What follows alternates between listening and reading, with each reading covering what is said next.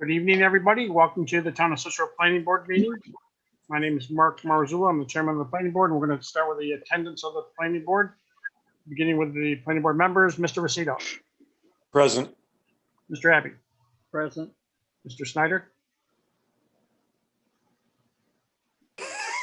Here. it's got nothing to do with age. Thanks, Don. Everything with age. Mr. Bloss, Here. Mr. Maurizio, I'm here. planning board clerk Cindy Chamberlain, Here. director of codes enforcement Steve Procopio, Here. engineer for the planning board Mark Parrish, Here. attorney for the planning board Neil Germain, Here. town board member and liaison to the planning board Nancy White, Here. planning board member Judy Boyke. Here. Welcome, everybody. With that, Mr. Rosito, would you lead us off in the Pledge of Allegiance? Yes. I pledge Pledge allegiance allegiance to the flag of the United States of America and to the republic for which it stands, one nation, under God, indivisible, liberty, with liberty and justice for all.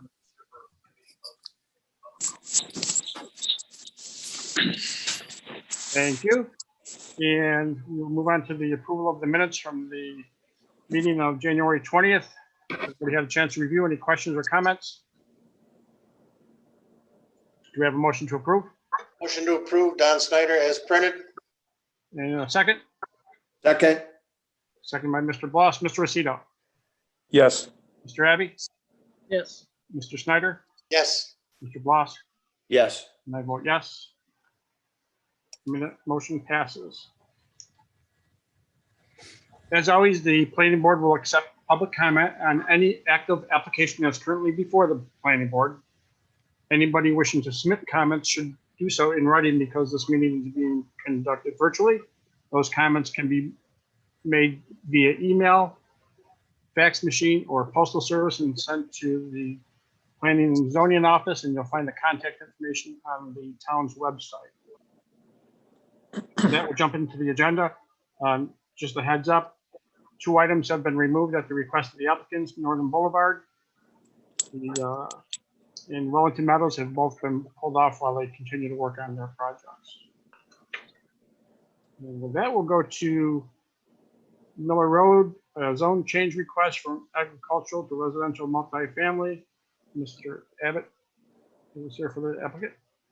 Yes, I'm here. Good evening. You have nothing new at this point, right? At this point, a couple weeks ago, the planning board asked to see a preliminary site plan showing some landscaping, which I have done. And that's to be looked at tonight. Okay, great. If you could put that up, that would be wonderful. I'll try to get it on the screen.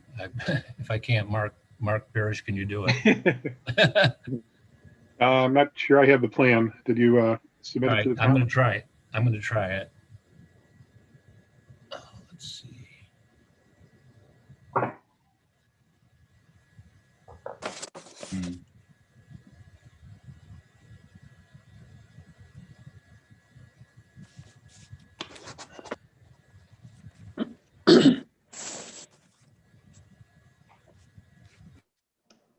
All right, now I'm in trouble. I don't know how to get this drawing up on the. Kath, can you help me? Hey, bear with me. Take your time.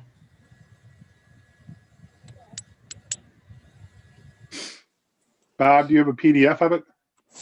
Yeah, she set it up on the screen, yeah. So I got a PDF. Okay, I'm just trying to get it on the screen. it's on your computer, It's on this computer, it's on it's here. on the desktop. Yeah, see, how do I get back to the, Jesus, join a meeting. Are you on the meeting? Yeah, I'm on the meeting. Okay, so you're trying to get to your desktop. How do we get out of this? Hit the minimize, the arrow, the minus sign. No. Hit the minus sign.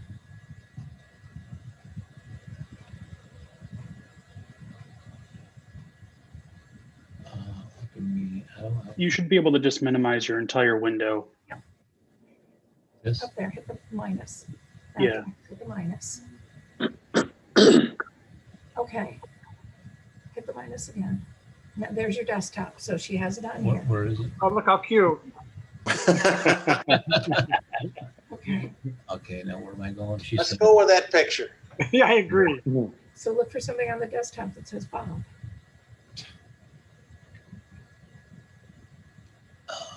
she got it up here somewhere. It says Highbridge on it. Yeah. It's over on the right-hand side. Oh, right. Oh, there it is. Right above her left ear. Yeah. If you hit the minus sign. Okay. I can't get to it though. You can drag it. Hold on. There it is. Can you see Look it? at that. Okay, I can't see you guys, but I can see the site plan. Okay, thanks, Ken. Again, I don't have a design for the building. I sort of threw together quickly one unit and what it would look like to have.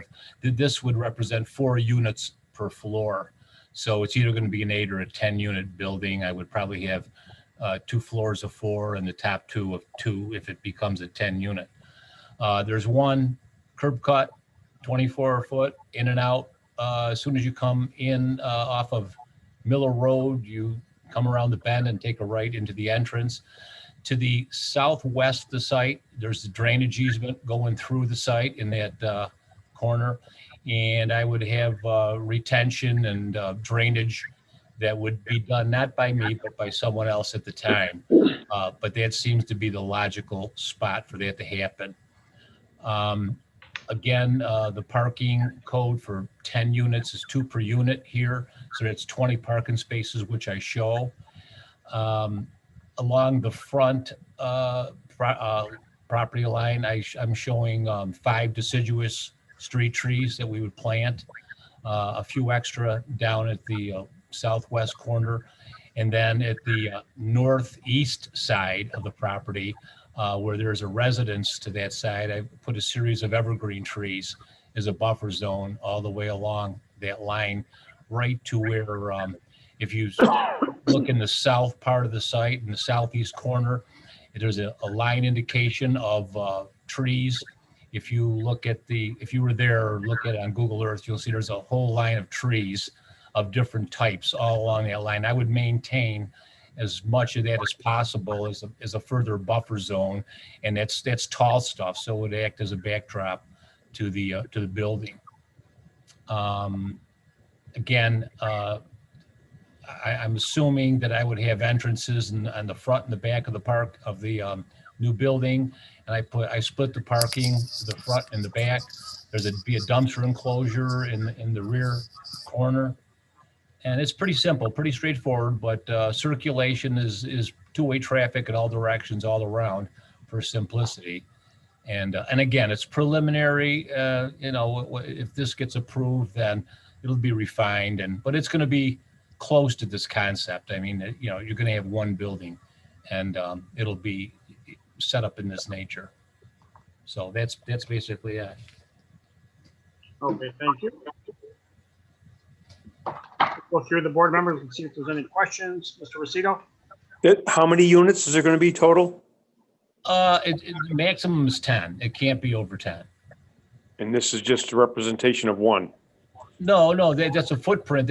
Actually, in that footprint of Is the 4,200 10. feet, you'd Okay. have 4 units in that one Okay. footprint. Okay. So it's either going to be a 2-story or a 3-story building. What would be the height on if it's 3 stories? Well, I would take the lower level and put it down a little bit lower, so we don't exceed the 30-foot height limit. Okay. Thank you. Let me just remind the board, we're looking to make a recommendation to the town board for the zone change. You don't want to get too involved with the site plan tonight. If it gets approved, we'll go through a thorough site plan, but this just kind of gives us a rendition of what's going to take place. Mr. Abbey? This question on neighboring properties as far as housing and not houses and where they are, who owns them. Shouldn't that be indicated on the survey? On the survey, no, it doesn't indicate any further houses. Okay, site plan, There's I should say. one house to the northeast. That's it? And then there's one house across the street, but it's to the northeast more.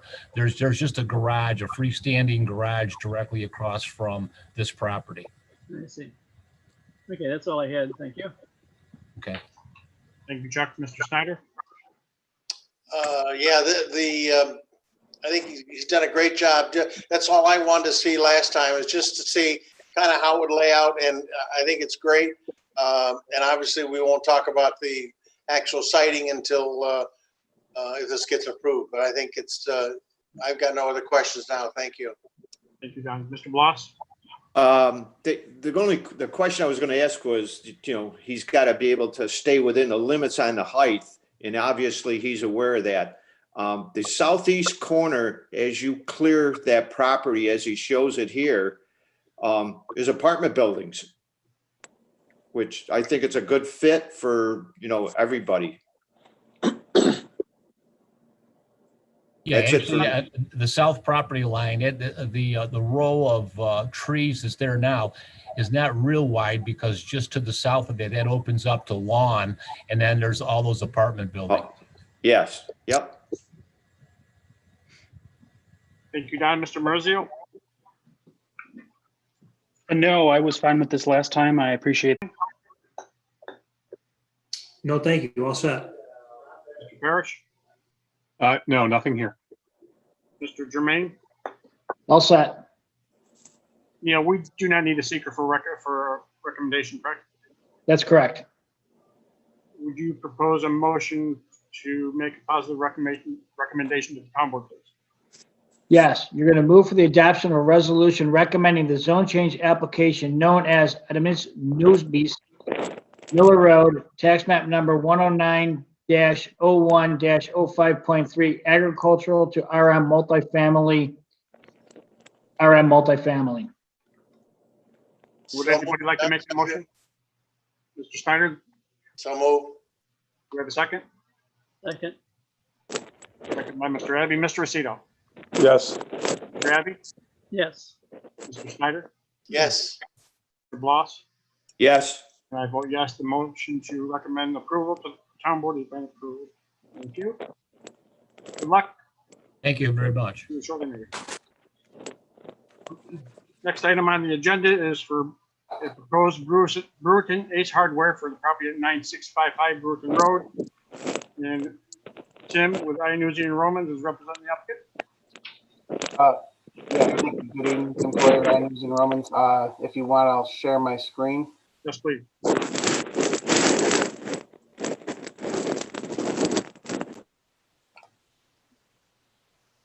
Can everyone see that? Yes. All right, beautiful. As everybody's aware, this is the property located on Brewerton Road and Guy Young Road. It's was previously I think an antique store. Right now it's a vacant store. They're looking to use it and put an Ace Hardware in the existing building. They're really not proposing any big changes or for the site itself. There's a few things that they are looking to do. They're looking to put a flush mounted sign here on the face of the building. They are looking to move the pole. There's an existing pole here where there used to be a sign on the property. They're looking to just slide it 9 feet back away from this hatched out area, mostly for traffic purposes. They are looking to put some chain link fence, like an outside storage area back here on the back side on the Guy Young Road side of the property, and have a dumpster enclosure in the back. I don't know if you're aware, but we are going to be seeking a few variances for a lot of these things. Specifically, you go to our variance map. This is a list of variances we will be asking for. So we submitted the variance application already, and obviously we submitted the site plan application. So we're probably going to be tabling the site plan for a little while until we get in front of the ZBA to go through the variances. So a couple of them are dealing with the, 3 of them deal with the proposed sign, specifically the height of the sign, the square footage of the sign, and the backlit part of the sign that the applicant wants to put in. It's a typical Ace Hardware store sign that they want to put up, but due to the hamlet restrictions, it technically isn't allowed per code. So we're going to see what the ZBA says, and obviously, go from there. It might change our sign, obviously, if we don't get the variances.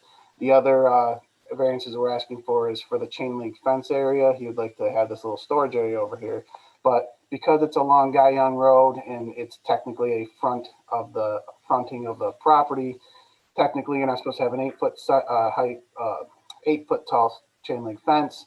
So we're asking for a variance in the height of that fence and the actual material of the fence, because you're not technically supposed to have chain link fence in the frontage of a property. The reason we're doing it, technically the way, and I think everybody knows, the front of the building is here along Brewerton Road. Yes, people will be driving by Guy Young Road, but it's really just the side of the building. We don't believe it would cause any negative effect to the neighborhood or anything as far as the way it'll look. But it's pretty straightforward. Again, once we get our variances or not, we might change the plan a little bit. But if I know Mark was talking about seeing the Google overhead, and I have it here. So this is the existing building. Here's Brewerton Road, Guy Young Road, and now I can't think of the name of this road back here, Walnut Street. If the board has any questions for me, I'll be happy to answer them. All right, we'll go through, see what questions we have, Mr. Rosito.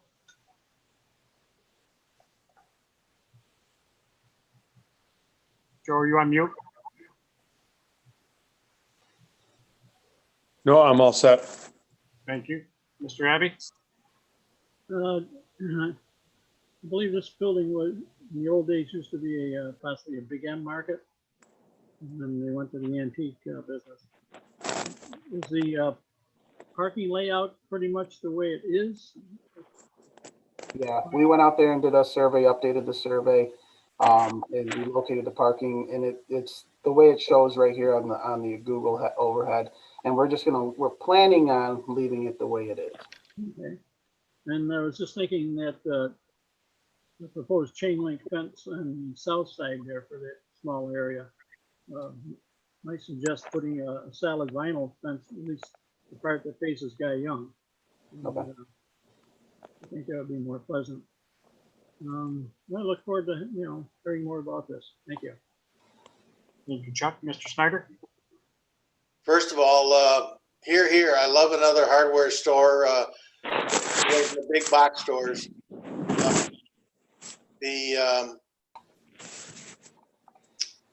I think the whole thing looks great. We'll get in a little bit more.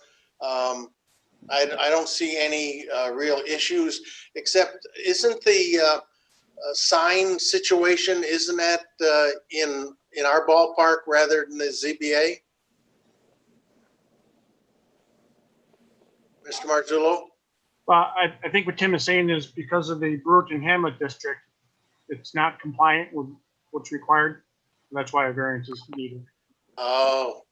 So specifically the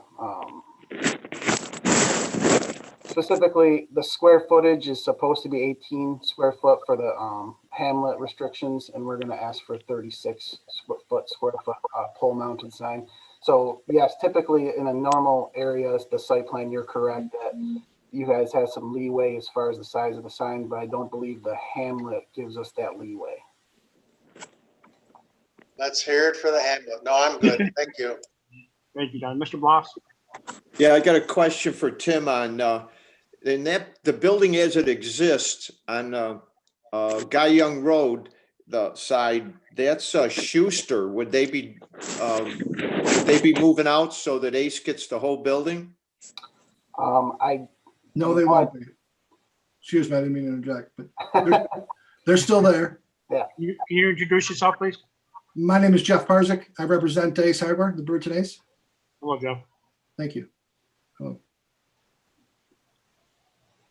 You want me to repeat? Yeah, my question is, would Schuster have to move out of that building? No, they run, if you look at what we're looking at right now on the screen, that dotted line, they still have that frontage right there in the 48th or whatever. And behind them, we own that inside of that dotted line. We don't own it. We lease that. That's warehouse space for us too. But Schuster's will still be located in the frontage of that. Oh, well, that's a win-win situation. Yeah. Yeah. Thank you. I appreciate it. You're welcome. Mr. Marizio? No, I have no concerns. I think this is a great project. And Jeff, thank you for bringing ACE into this location. I think it's going to be a great addition. Thank you. It's our pleasure. Tim, couple of questions. The fenced-in area, what type of materials will be stored in there? And actually, probably Jeff could answer that a little bit better than I. Jeff?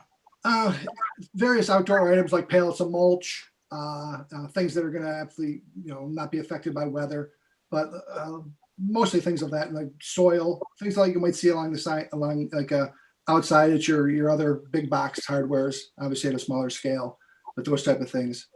And we're open to any type of fencing in the sea. We talked about having privacy slats on the chain link if needed, or whatever we can put on some kind of wrapping. But yeah, just basic outdoor materials, probably mostly seasonal items too. During the winter, we probably wouldn't utilize it too much. Thank you. Tim, can you go back to the aerial, please?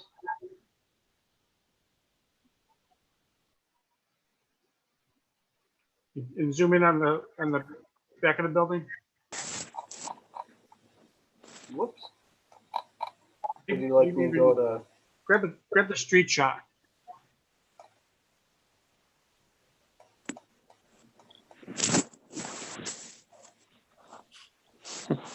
Wow. And then just move to the south just a little bit.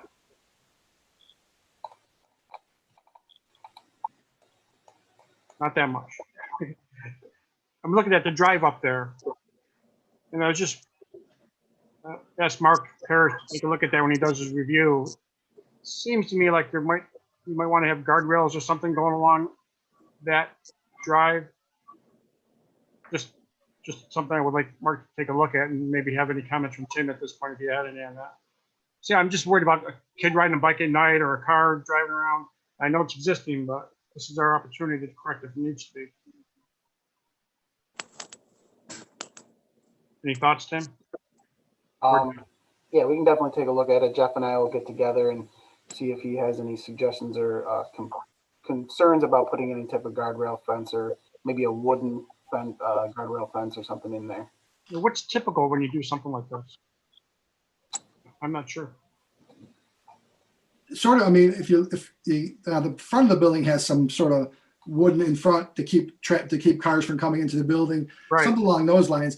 The landlord is supposed to be doing some work on that dock area too, so that might be maybe incorporated in that. You see that there's some erosion on the side of that dock area. Right. So see, like right there, there's something along those lines might be. Yeah, if that can be looked at and addressed when we get together next time, I would appreciate it. No problem. I think the wood would look better than a guardrail. Yeah. A wooden rail. Yep. That's all the questions I have, Mr. Procopio. All set, thank you. Parrish, anything at this point? No, I guess not. A little early. Mr. Jermaine? All set for now. All right. Tim, unless you have anything else, we're good. Thank you very much. I appreciate it. Thank you, gentlemen. Thank you. Next two items on the agenda are for the same site. This is for Gaberly Development for 8010 and 8016 Brewton Road. There's a subdivision, a site plan, and a zone change all involved with it. The applicant with us? Thank you. Yes, Brian Bouchard with CHA Consulting. Also with me is Tim Haskins, who is the applicant and the developer for the project, which will be a residential PUD. I'll go through some of the more specific site plans and screen share in just a minute, but I'll give Tim a chance to introduce himself to this group and tell you where he's from and what he does. Thank you. Hello, Tim. You're on mute, Tim.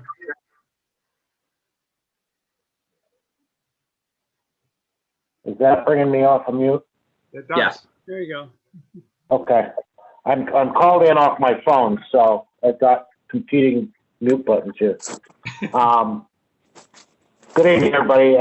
My name is Tim Haskins. I am the Senior Director of Project Development for United Group of Companies. We're based in Troy, New York. I'm happy to be in front of you guys tonight. We've been working on this project for about a year now. Last summer, some of you may remember, we presented to the town council a concept of this project. And over the last 6 to 8 months, we've been doing due diligence and working on preliminary designs and layouts, and we're now ready to move forward for approvals for this project. The United Group is based in Troy, New York. We've been in business for over 40 years.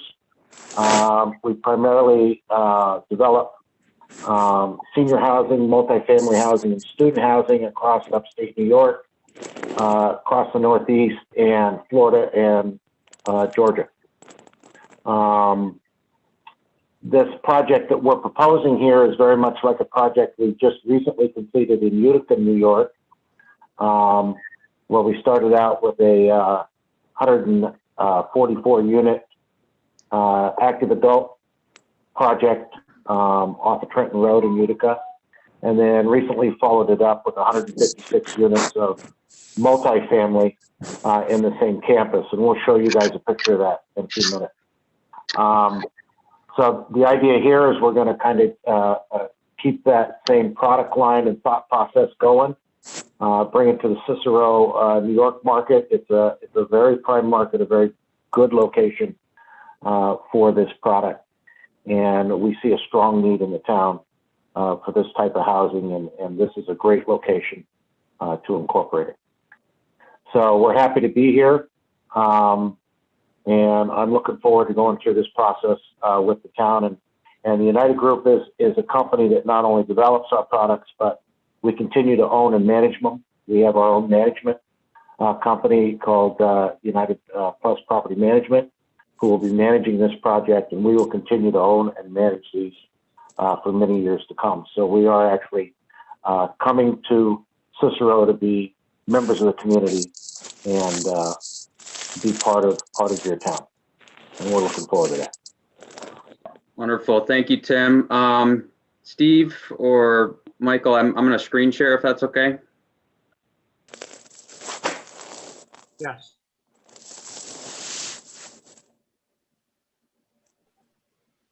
Okay, so for those of you that aren't familiar, this is I'll take you through the project site location first. This is just north of Codnoy Road. If you could see my cursor, hopefully, this is the new Sun Auto dealership.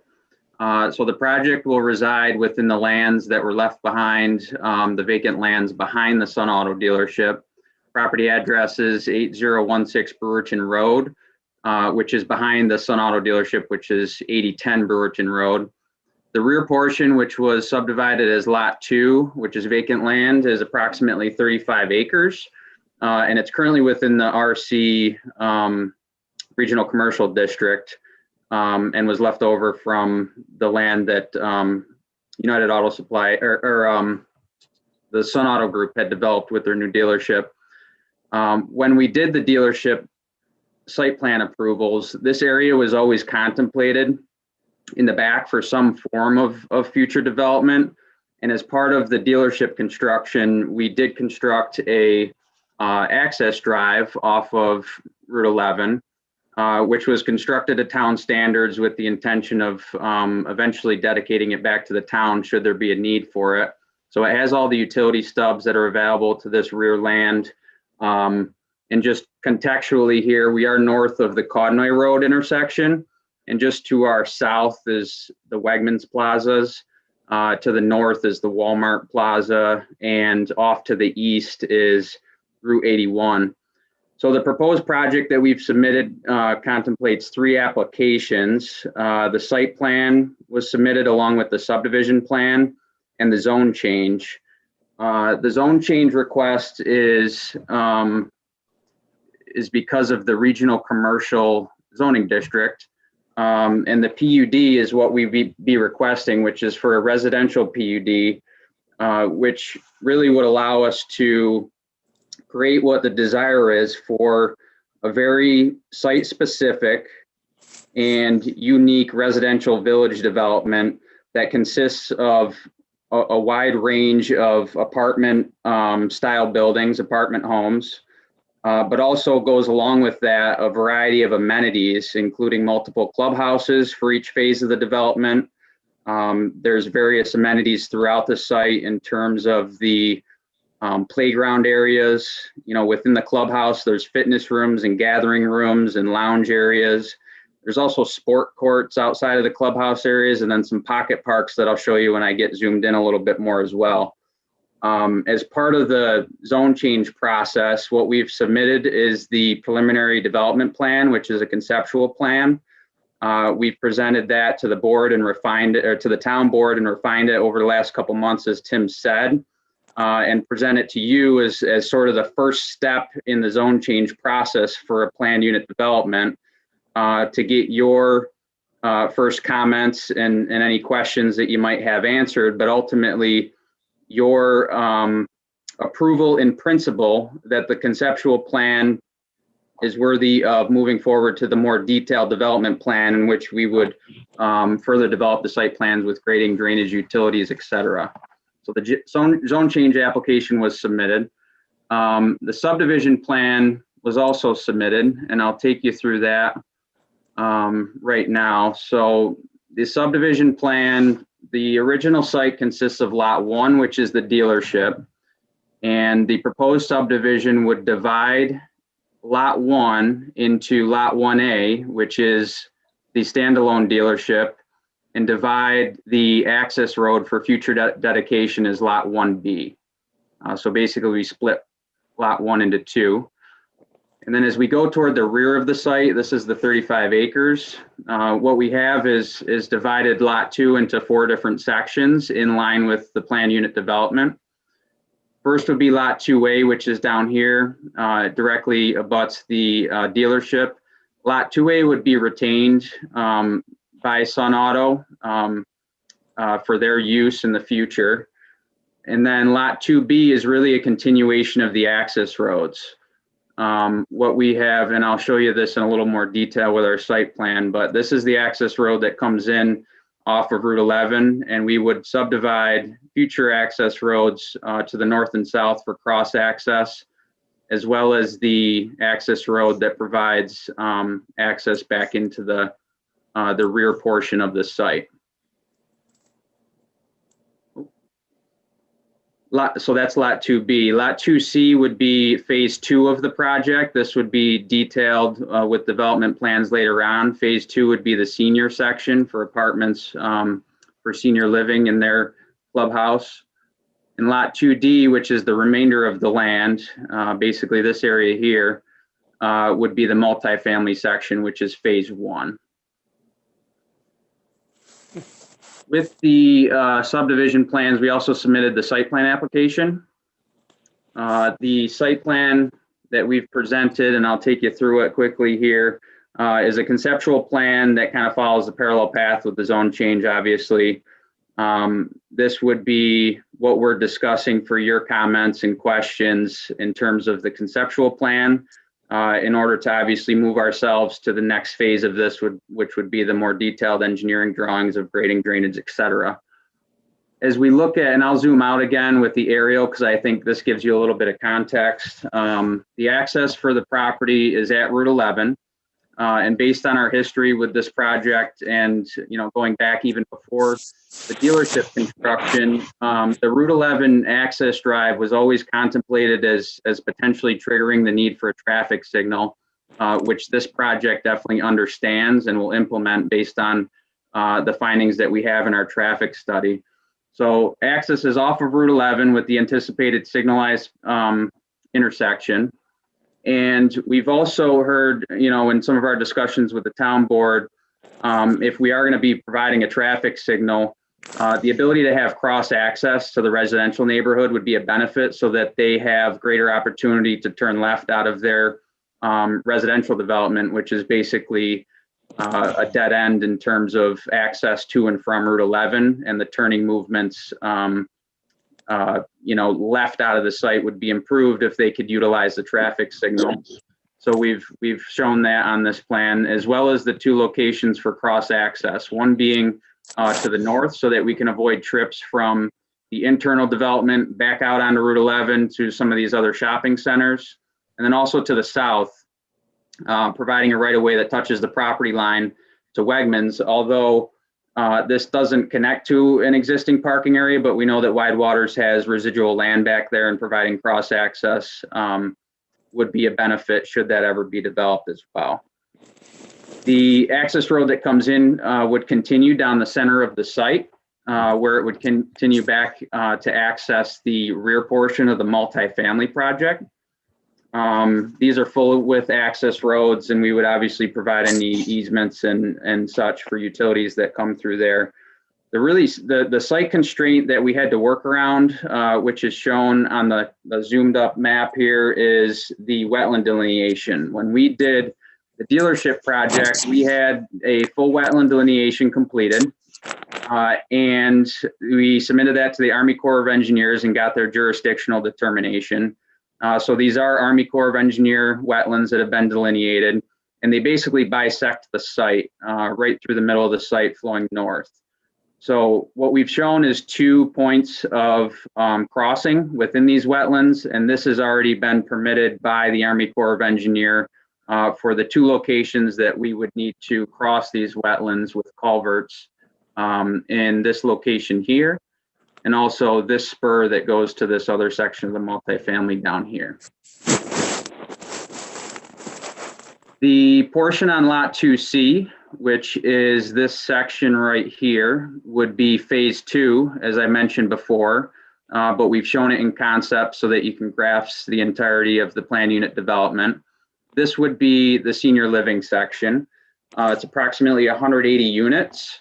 There are 3 multi-story buildings, as well as 5 townhome style apartment buildings, along with a clubhouse area here. The center courtyard would be reserved for exterior amenities, and inside the clubhouse would be the senior amenities within that area. The parking on this site in particular also includes some covered garages. That would be this row of parking spaces here, along with here. These would be enclosed garages. There's about 40 garage spaces that we've planned, along with 160 surface parking spaces between the clubhouse and the apartments. And then each townhome has its individual driveway and also a garage space there. So for 180 units, we have approximately 220 parking spaces planned for that, which will be a future phase of this project. The first phase of the project is the remainder of the land, which is the multifamily project. For phase 1, this includes 220 units. There are multiple different building types within the multifamily section. These 2 buildings here are called the flats. Each building has 42 units for a total of 84 units. They're 4 stories, and on the ground floor, everybody gets a garage within the ground floor, and there's a central corridor along with elevators and lobby areas to get in and out of the building. And then the upper 3 floors would be the residential units. The second building type is called the garden apartments, and there's a few of them down here. And then there's also a few that are up in the northern and eastern sections of the project. The garden apartments are 2-story apartments. They each have their own garage and a driveway. There's 88 units within the garden style apartments, and there's a total of 6 buildings for the garden style apartments here, here, and here. The smaller buildings that you see are the townhome style apartments. Some have 6 units, some have 4. These are also 2-story apartments, each person getting a garage and a driveway. There's a total of 46 townhome apartment units within 8 buildings of various sizes throughout the project. In terms of parking and traffic circulation that we've contemplated for the multifamily section, there's 220 units. Everybody has a garage, so there's 220 garages. And then for the overflow parking, we've provided 120 surface parking spaces. So we are parked at about 1.5 spaces per unit, and that doesn't include the driveways. With the driveways, it's about 2.5 spaces per unit. For the multifamily section, aside from the apartment units and parking and sidewalks, we do have full sidewalks throughout the entirety of the project for people to walk around and get around the project. There's also this centralized clubhouse area, which is a good fit because it's highly visible as you drive in. This would contain the leasing office, but it would also contain all the amenities in terms of fitness rooms and lounges. There's gathering rooms, so you can have celebrations or birthday parties and things of that nature. And on the outside, there would be a variety of sports courts and playgrounds and a pool area for congregating. And then throughout the project, there are little pocket parks for things like dog walking and a dog park and a pavilion and turf grass areas for recreation as well. So basically, we're looking for your input on the conceptual site plan. Ultimately, as the PUD process reads, we present this plan to you, gain any feedback and make any improvements to the conceptual site plan that we might have to, and then move forward with the more detailed development plans. So the next steps for us would really be to offer any responses to comments that you might have. But obviously developing things like the landscaping, site lighting, grading and drainage and stormwater, showing the utility services to all these buildings, and obviously the traffic study. We obviously anticipated that with the Route 11 corridor, we've had a lot of discussions with the DOT, both our own history with the corridor and the Sun Auto dealership in general. And we have completed the traffic study. It was just complete. So we will be submitting that to both the town for your review and also the New York State DOT to identify those findings within the traffic study and any mitigation measures that would be required. What's interesting to mention, though, is obviously in the regional commercial district, this change to a PUD is a good fit. It's a proper size in terms of 30 acres or 35 acres to create a project that's self-contained within this commercial area that offers all the amenities of residential living, but also close to all these commercial areas. So it's really not a spot zoning of a single apartment building that gets mixed into commercial. It creates sort of this little village setting within this area. But what's interesting traffic-wise is that this was always really contemplated as a commercial piece. With 35 acres, you could do a lot with it. You could do another big box store. And what's interesting is really the fact that changing it to a residential use is a benefit because the residential use has significantly less traffic impacts on this footprint than any commercial use possibly could with the land area that we have. When you think about trip generation, this type of project with 400 residential apartment units with the senior section mixed into it is going to generate less than 100 trips per peak hour. And we could show that, as we look through the traffic study in the future, but 100 peak trips per hour is comparable to something that you could put on a 1 acre Chick-fil-A, for instance, or a Dunkin' Donuts. So this is a good fit for this area, and it should help in terms of what the potential future development could have been with respect to the residential development. So what I would like to do is, I guess, pass it back to you, Mr. Chairman, and get any feedback that you guys might have and answer any questions that might come along, unless Tim has anything to add as we get your comments here. Thank you, Brian. Tim, have you got anything to add at this point? The only thing I would like is just as an example, as I talked before, Brian, if you could show the Utica project. I think you've got it there available. Oh, yes. Yep. So, and if you can blow this up and zoom in a little bit. So this is the project we did in Utica. If you're a Star Trek fan, you'll notice it looks a little bit like one of the Enterprise ships. So that portion up there on the northern piece that he's circling is the active adult section. It's called Schuyler Commons. We built it about probably 10 years ago. It's been completely full. Very nice property. We still manage it. And then surrounding that property, you'll see that it started out, Brian, if you can show the center garden there, the center courtyard right below the senior piece, right there, you'll notice that there's some townhomes around in that area.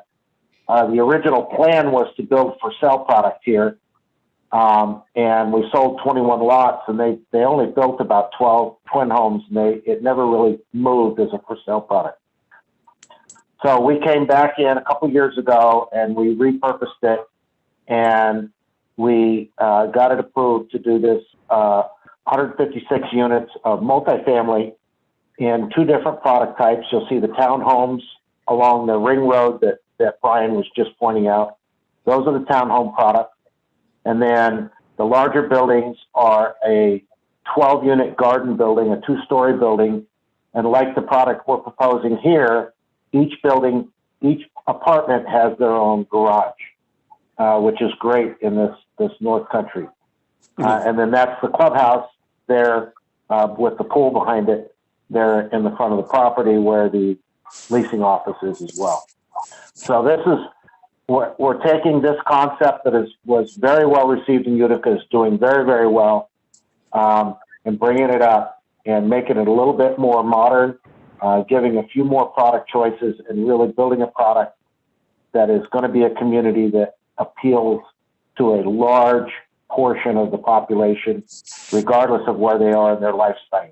Whether they're a young professional looking with a roommate, living in an urban type property, that would be your flat buildings, which are very much more urban centered, an elevator building 4 stories high, to your young professionals who may have a couple of kids and they want a backyard. That's your townhome people who will have a little bit of a backyard there, enjoy that, or your garden style could appeal to either an empty nester or someone who's looking for more of a townhome feel, but isn't so concerned about having green space in a yard. So that's what we're really doing here. We'll do the multifamily portion peak first, and then once that is starting to lease up and really becoming a vibrant community, then we would come in behind that and finalize the development of the senior portion, so that when we started operating the senior portion, the construction activity on the site is done, and it's a very calm, welcoming community for the seniors and everybody else. So that's our plan. Thank you, Jim. A rather involved site plan. Pretty interesting too, I might say. We'll open up to the board for questions. Mr. Rosito? Yep. Did you say in lot 2C, you're going to have 4 stories? Correct. There are 2 buildings that are 3 stories and 1 building that's 4 stories. Will that exceed our height limit? So within the planned unit development, that is part of the discussion in terms of the bulk regulations. The planned unit development is crafted as a whole, essentially creating what is proper for, the layout and density for the property. Well, do you know what the height of the building is? 4 stories doesn't tell me. Don't we have a? This is Tim. I think I'm off mute. The buildings are obviously in design right now, but you're looking at, for a 4-story building, you're looking, depending on roof pitch and the final roof design, you're looking at anywhere from 40 to 45 feet. Yeah. For a 4-story building.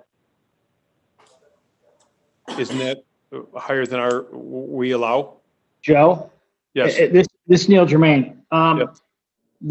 One of the things about a PUD is the plan unit development sets its own bulk regulations. So when you go and compare it to like a current regulation, that zoning, whatever zoning that you may be comparing it to, doesn't necessarily apply. It's whatever that is approved should the PUD be approved. So if the PUD approves a higher building, they can have a higher building. If the PUD says no, then, there's a lot of discretion here on both sides. So it's not really bound by existing regulation. The point of the PUD is to set new regulations that would apply just to this planned unit development. Okay, thank you. Thank you, Joe. Mr. Abbey? Well, in regards to that though, wouldn't that all be contingent on being able to be handled by the fire department? Yes, so that's a good question. Any building that exceeds 30 feet in height becomes subject to an aerial apparatus where we have to engage a ladder truck to get to the upper floors. So that's a fire department code rule and building code of New York State. So any building that's over 30 feet to the eave of the building requires a 26-foot wide access aisle within close proximity to the face of the building. There's a proximity between 15 and 30 feet that aerial truck needs to stage itself. So we can definitely run the turning movements of the truck, but the site layout itself has the ability to provide code compliant aerial apparatus access. Okay, that's still relative to the equipment available for the town system. Yeah, correct. I mean, this is, yeah, I understand. And we obviously will engage the fire department for, their turning movements and their height reach and what they can offer for us. We can show on our plan. Sure, that'd be a must, of course. Yep. Okay, I'm all set for now. Thank you. Nice plan. Snyder? Yeah, the plan looks nice, but I went back and looked at the proposal that was put together by the Syracuse, whatever it is, transportation, blah, blah, blah. They show Transportation Council. They show all this development happening with at the same time having a road parallel to 81 that connects all these properties together, gets them to Route 31 and also gets them to at least I can't think of the name of the place. It's just north of Drivers Village. I have a real problem with traffic studies. I have a real problem with someone saying that this is going to be minimal when I see, 200 and some odd units, and then you talk about the apartments and stuff. It's going to be uphill to convince me that the parking or the travel issues won't exacerbate themselves, since we're dumping all this traffic to one spot on Route 11, which right now, many times during the day is wall to wall. So that'll be my major concern with this project. Understood. And obviously, going into this, your comment is very similar to almost anybody's, first reaction as we all travel this corridor. We know that there are certain recent developments that have caused a burden on the corridor itself. Luckily north of Caudinay Road, it does ease up a little bit. But, the contemplation of a traffic signal will also provide additional gaps and the ability to get in and out. So we'd be happy to obviously review that traffic study with you, and as well as the DOT, and get their recommendations to validate, the traffic impacts that this type of development would have, for sure. And the other piece that I'm concerned about is if we are talking about getting access from the Lincoln Road people, that goes two ways. They may come to the signal to get out, but also a lot of the traffic may end up going through their little neighborhood to turn right on Route 11 without a light. So I think we got to tread lightly on how we connect that. Understood. Mr. Snyder, can you hear me? Yep. Yeah. Okay. Mr. Snyder, just to address that a little bit more, like I say, we've been doing our due diligence and looking at this piece of property for well over a year now. And as I said before, we're not just going to develop this. We're going to own it. We're going to manage it. And it has to work for our residents in order for it to work for us. And that's why from day one, we've said, you know, we've heard about the traffic out on Route 11. The traffic out on Route 11 is there because of the commercial and the retail. The commercial and the retail is one of the things that makes this an attractive project because it's close to that. And that's why we said from the beginning, you know, we need to plan on putting a signal out there and making the best traffic conditions we can, not just for everybody else, but for the residents who are going to live here. When you build a senior community, you don't want traffic hassles. You want the seniors to be able to have easy in and out of their place and to have easy access to where they're going. That's why we're fully on board with the cross-connect roads. We're willing to build them. That's why we're fully on board with being able to do the traffic improvements on Route 11. And one of the things we first heard when we talked with the city or town council was the concern for the people in that residential development up there on Lincoln Avenue. And that's why I've said we need to be able to figure out a way that they can use our signal. That we don't want our traffic going through their property, but we certainly would love to be able to tie them out to this new access road so that they can get out and get to a traffic light, make a left-hand turn, and go down to Chick-fil-A just like everybody else is trying to do. So we're fully on board with that. So we don't just have to convince you, we have to convince us that our residents are going to be able to live here and function well. And I'll add to that too. In terms of the scope of the traffic study, this wasn't just looking at our development and the access point at Route 11. We studied 12 intersections up and down the corridor. So our traffic study will contemplate mitigation measures through way of the traffic signal warrant analysis, but also analyzing the green and red patterns within all of the different intersections up and down the corridor to find if there is any improvements that could be made to those traffic signal intersections as well. Don, you all set? Yeah, all set for now. Thank you. Mr. Blas? Yeah, just not to beat a dead horse here, but what Don Schneider related to about the road that would be directly east of that property, we saw that. What's the planning agency that drew that up? Do you remember, Mark? Yeah, it's the Syracuse Metropolitan Transportation Council. Yeah, They actually made a presentation to us a year ago. Yeah. Okay, now have you people ever looked at that study and saw the prints and everything on it? Tim? I have seen the study. In fact, when we met with the supervisor first, the presentation board was sitting front and center.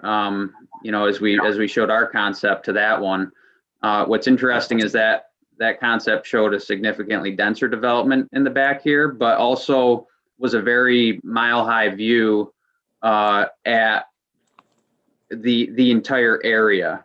When you start focusing in on all of these different aspects, you know, you look at these wetlands that we're honoring. You know, bringing an entire roadway into here would have a lot more significant impacts to all these areas, and really, I guess, isn't feasible from a you know, land development point of view. I mean, from a traffic point of view, when you're looking at connecting Drivers Village to 31, having some type of corridor alongside 81, you know, would relieve traffic from Route 11. But the actual implementation of that, I don't think was ever actually, you know, memorialized within that report.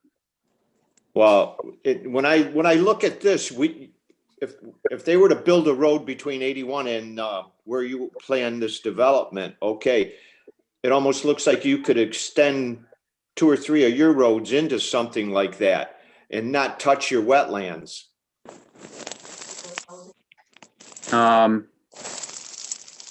Yes. So I guess at this point we haven't, you know, there's many, private landowners between Drivers Village and 31.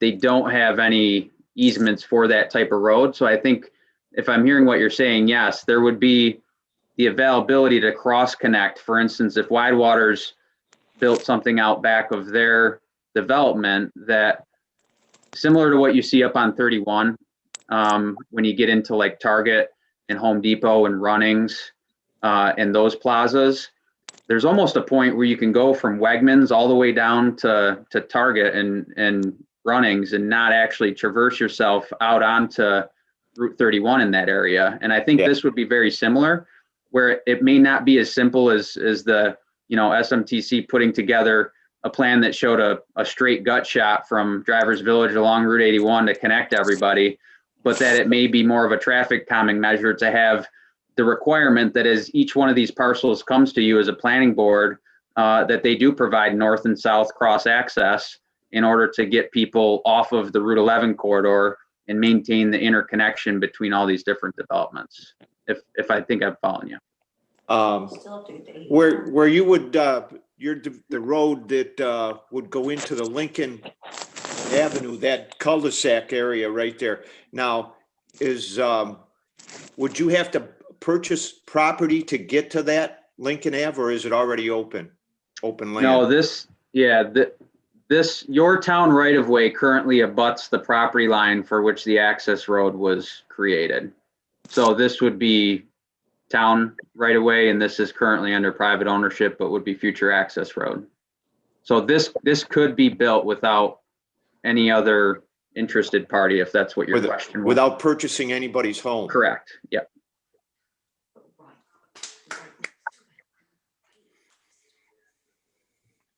I think there's a lot of questions that we got to answer here, but that's it for now. Thank you, Dan. So, Mr. Bloss, one thing I just wanted to point out, Brian, if you can zoom in on the southern cross access there.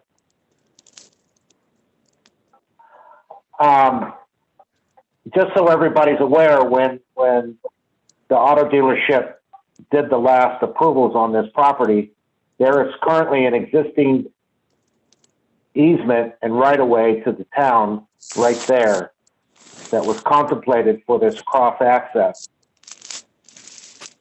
to the property to the south.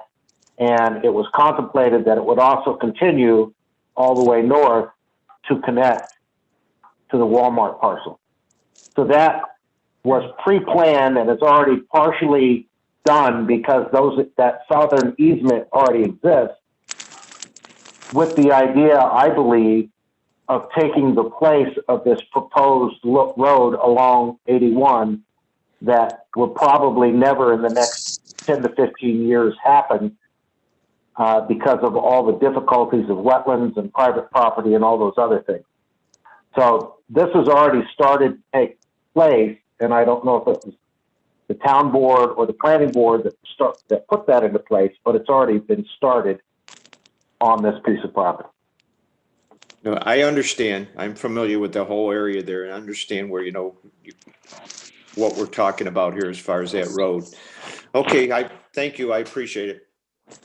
You're Donald. Mr. Marzio. Yeah, so what's the total number of cars that we're talking about here? We have 400 units.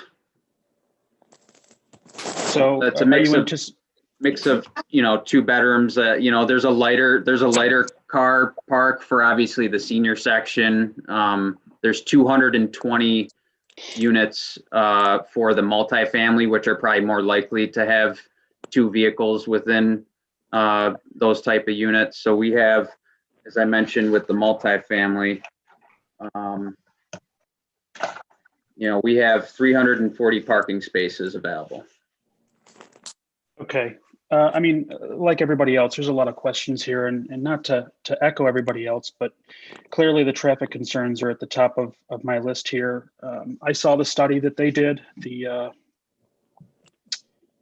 study last year, and I disagree with their analysis that we don't have as bad of a traffic problem as we do. I think adding more traffic lights would only exacerbate the problem, in my opinion. But I just am really concerned with the amount of traffic that we would be increasing here. We have some other projects going on in the town that have a significantly less impact with traffic that's causing quite a bit of outcry. So having such a large project in such a populated area, I just don't know if this is the right fit, right location for it. But those are just my thoughts. Yep, that's perfectly reasonable, and we look forward to sharing that traffic study with you. And just to add to it a little bit, you know, a new traffic signal does offer gaps. There's a traffic signal down at Wegmans, and then the next one that you get to is up at Walmart, and this is basically mid-block between those. There's a lot of businesses along here, like the liquor store and other places that are frequented, and there's also this residential development directly next to us. So by adding a traffic signal, it does create gaps for those otherwise unsignalized driveways. And then again, with 35 acres, you could put a lot of commercial development back here that would have a significantly higher trip generation than a residential neighborhood would. For instance, this 35 acres is basically equivalent to your, you know, small coffee shop or Dunkin' Donuts that creates 100 trips per hour. It's very widely distributed. There is really no massive peak like there would be for a Dunkin' Donuts in the morning or a Chick-fil-A for the afternoon, where you get an influx of people within that peak hour. The senior section lightens that up a little bit, but even for the multifamily, you tend to get people leaving in the morning, but also throughout the hour at different times, right? So people leave a little bit earlier if they have to go to work earlier, or they stay home and get their kids on the bus or whatever it might be. And then they come home throughout, you know, a duration of a couple hours instead of hitting a peak as well. So we will explain that in great detail within the lengthy document that we'll provide for the traffic study, and allow you all to review it along with the engineer and the DOT.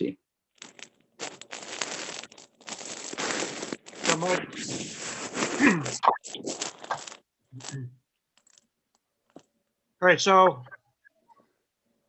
we've already talked quite a bit about traffic, and I know you've heard it a lot of times, so you're going to hear it one more time. This corridor has made my phone ring more than any other corridor within the town relative to traffic.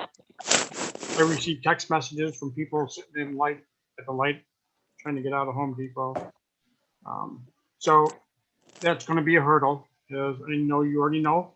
The Syracuse Metropolitan Transportation Council study, I think, is important for you to review and try to incorporate the cross connections that you're showing. That's going to be important to be able to have traffic stay off Route 11 as much as possible. The parking seems a little bit light on initial presentation. Typically, we like 2 per unit. I know the senior housing would be less than that, most likely. And Mark Parrish, correct me if I'm wrong, but the garage parking spots we don't count typically. Typically, we do not. So that's going to have to be something that's addressed with those as we go through this process. I think that covers everything I have at this point. Mr. Procopio, anything? No, thank you. Mr. Parrish? No, I think the board's expressed their concerns, which I'm sure the applicants heard.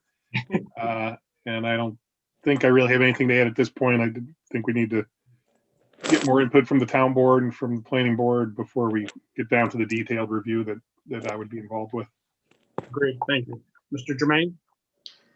I'll just point out that this is not like a site plan where you have a proposed use. The planning board has a lot of latitude here because the applicant does not have a right to a PUD. It's something you could grant, but they don't have a right to it. So that's something to consider because the standard is much different from your perspective and review. Agreed. Thank you. Another interesting point is that it's regional commercial right now.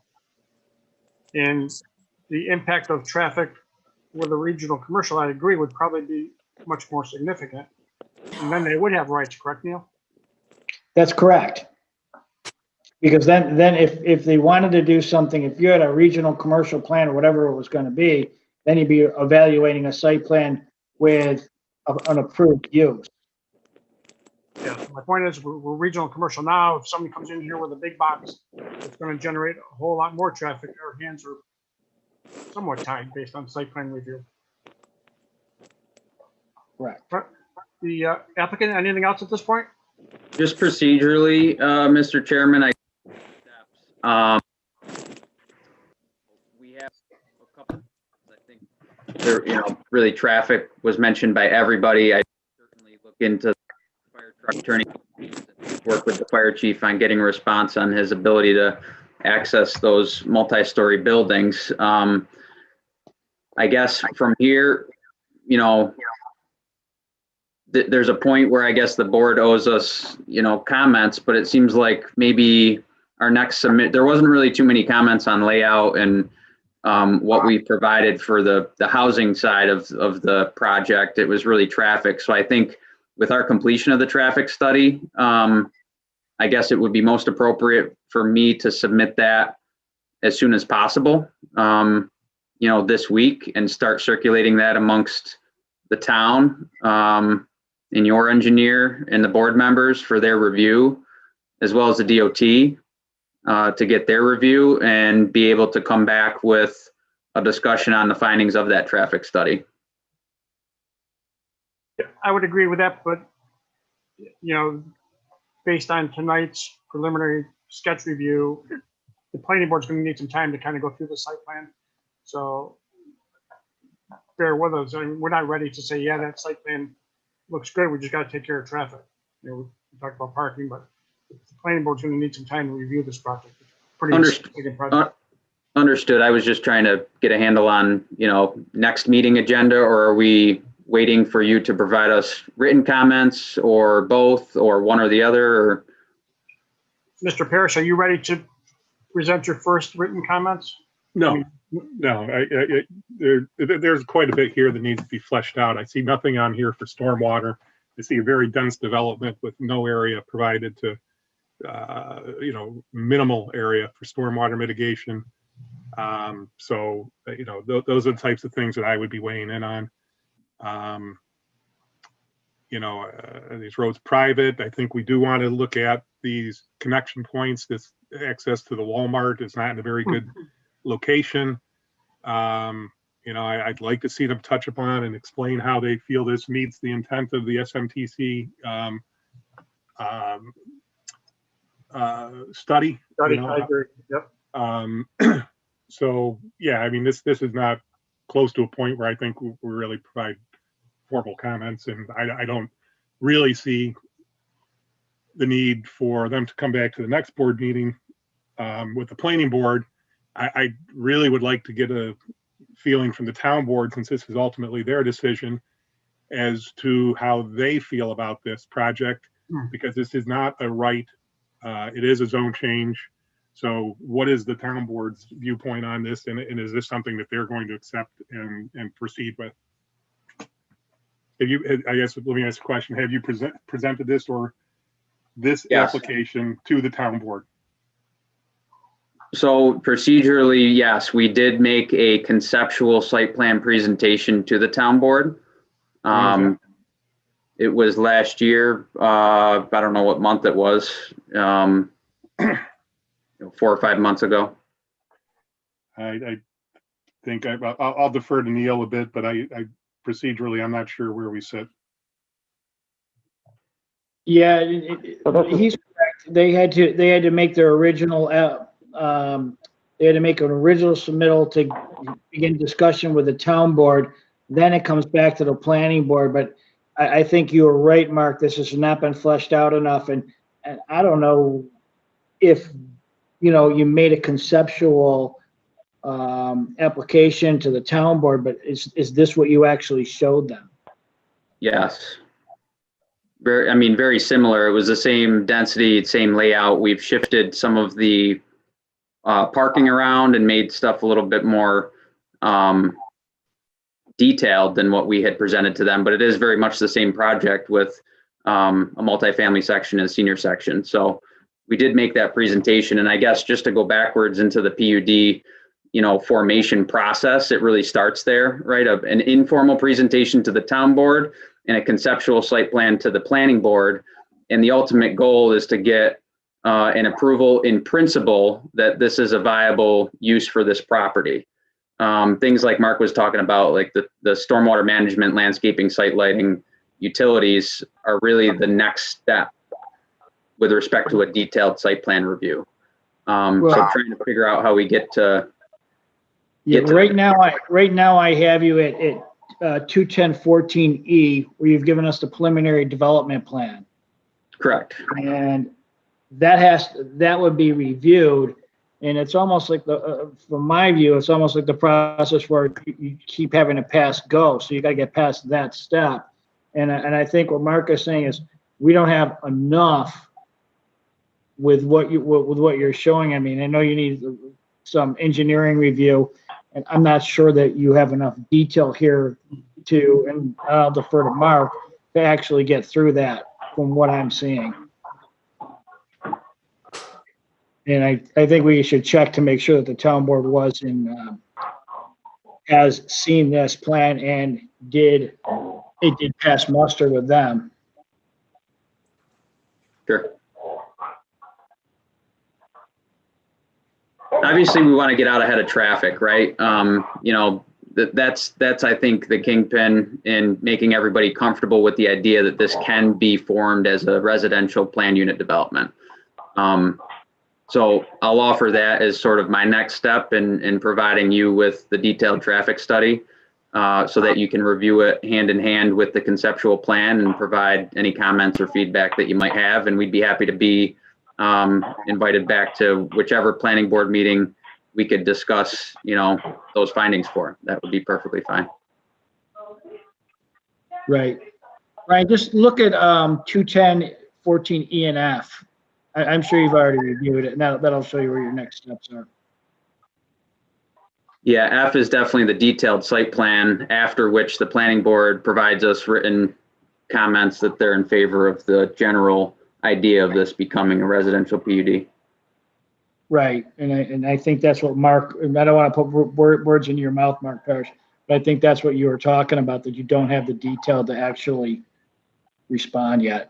Well, if it's a matter of use, I'm not sure that that's for me to respond. Right, that's what I'm getting at. Yeah. Right. I think if it's a matter of whether the planning board feels this is an appropriate use for this property, correct. That's something they need to weigh in on, not me. I can certainly provide any guidance there or they ask for relative to that, but I guess if it's a matter of use, if that's where we are in this process, then realistically, that's something that the board has to decide. Tim, you're on mute. Okay, can you hear me now? Yep. The old Verizon guy. So I think that's really the standpoint here. And my understanding is that, the first step in this process is we're requesting a zoning change. We're requesting a change from regional commercial to residential PUD. And that's what my understanding is referred to the planning board first for a recommendation to the town board. If that doesn't occur, if that can't happen, then there's no reason to further develop a site plan past a conceptual density type plan. So that was my understanding was that we're doing that PDD request for a zoning change, showing a conceptual site plan, a density plan, and obviously there's a subdivision application to go along with that PDD if it's approved, and then a detailed site plan to run parallel for the multifamily project. And that's where we would get into the stormwater calcs, utilities, the actual number of parking spaces and the building heights and all of those details that go into developing a detailed site plan. And the other question is, I'm not sure who and where seeker kicks in. We've we've submitted a long form EAF with this application. But when that kicks in and who makes a lead agency determination.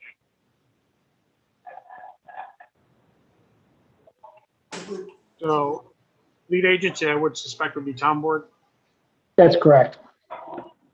Yeah, that seems straight to me too, because the actual action is the zone change. So at a point when we've made the referral from the planning board back up to the town board and they have their public hearing, they would be the one to initiate the lead agency and 239 reviews, right?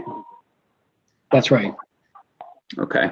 So and the other thing I want to clarify to the town board, when we met with the town board in July, we did not show them this specific plan with these buildings laid out. We showed them the site area with designated portions for multifamily, for senior, and the anticipated number of units in each. So I just want to clarify with everybody, that's what we presented to the town board, was we didn't show them actual building footprints and we didn't show them roadway layout. We didn't have that at that point. We had an idea of how we wanted to subdivide the property and how we wanted to do the specific uses on each property and the number of units.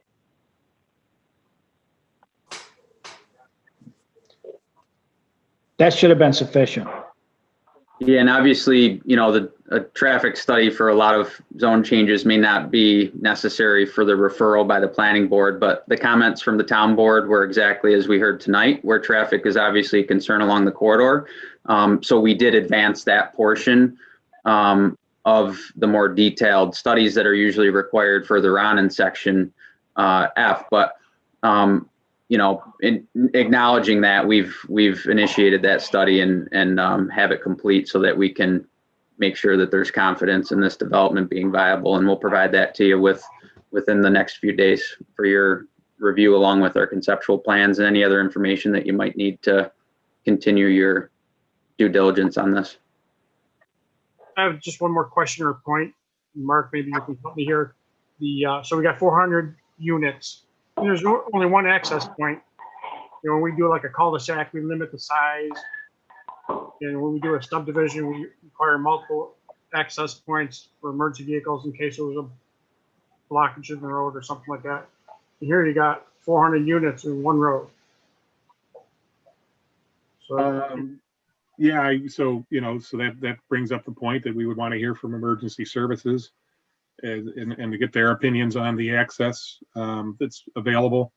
I guess I would point out that you know, there is a proposed interconnection to the Walmart site. There is also a proposed interconnection to the Lincoln Ave area. The regulations that you're referring to, you know, relative to the length of cul-de-sacs and those types of things, refer to really town roads. So, and I don't believe this is being proposed as a town road. I believe it's being done as private, but I don't know that that's the case.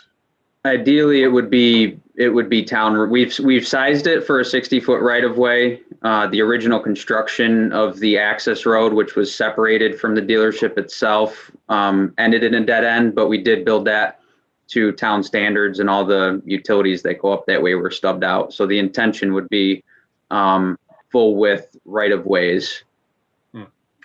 Okay, so you know, that brings another aspect into this that I guess really wasn't discussed explicitly. If it was, I missed it. You know, so then, yeah, I mean, if that's the case, then subdivision wise, we're going to have to look at, you know, how this meets the subdivision requirements if that's proposed to be a town road. okay. All right. Any other comments on this project, gentlemen? All right, that'll conclude for tonight. Thank you for the presentation. I appreciate that. Thank you very much. Thank you. That ends our agenda items. Any board discussion?